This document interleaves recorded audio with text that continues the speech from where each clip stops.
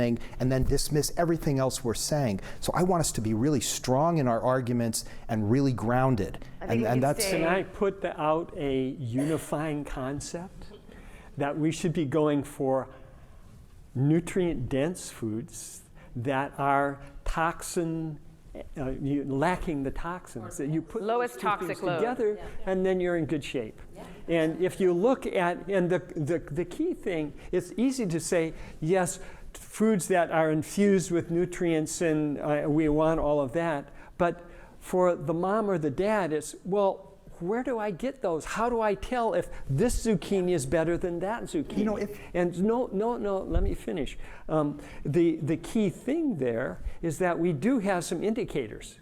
There is quite a lot of research out there indicating that organic is more nutrient dense than conventional. And also that organic is lower in these toxins than conventional. And so it's pretty logical to use that as a big guide. It's not enough. It really isn't. And this is what you experience. Well, I just want to go back to what I said a minute ago about the Environmental Working Group study and what they have on their website, which is, look, I think we have to be honest. I think in a perfect world, we're eating organic 100% of the time, and some people are, but not everyone is, and maybe not everyone has access to that. So for the majority of people, it's certainly in some areas, let's talk about those things which we should most avoid, and that includes certain foods over other certain foods, but most importantly, it's processed foods. So let's go back to whole foods and talk about how whole foods, nutrient dense, is the way to sort of create this. I want to add another attribute though, and that's what's in season, what's growing in our own backyard. Because if we understand that we're eating with the seasons, because if we eat locally, we're going to be doing that more or less, and we understand that plants have life energy and intelligence, we also understand that that changes over the course of time, over the course of a year.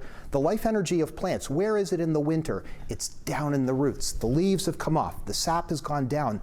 The life energy is the chi of the plant, and the nutrients follow that. So if we in the winter are eating the more rooty kinds of things, the stored nuts and grains, and we cook them with fire to make them more digestible, and in the summer we're eating more leafy things and fruits at the right time, we're going to be naturally going where the nutrients are the most dense. So and I think Ayurveda really focuses on seasonal eating as well. What you eat in the summer versus the cold or the hot weather is very Absolutely, different. it can get very, very sophisticated in like even what the phases of the moon when you harvest the fruits and things like that, and it's that sounds like biodynamic now. Yeah.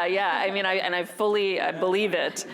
And you know, again, just to speak to the whole conversation, like the thing I love about Ayurveda is that you're always going back to the basic principles, and the basic principles, you know, and like when we do detoxes and cleanses, because we, you know, even despite our best efforts, we are exposed. We live in a world that in Ayurveda, whatever's out there is in us as well. Like you were saying, your son, you know, we all have these chemicals in us. And there have been studies where we could draw the blood of everyone in the room, and you're exposed to things you didn't even know were in you, because anything that's happening out there is our body. In Ayurveda, that is our extended body. And when you start talking about that, I think it brings a little bit of social consciousness and social awareness to supporting organic and supporting, you know, how we're treating the environment.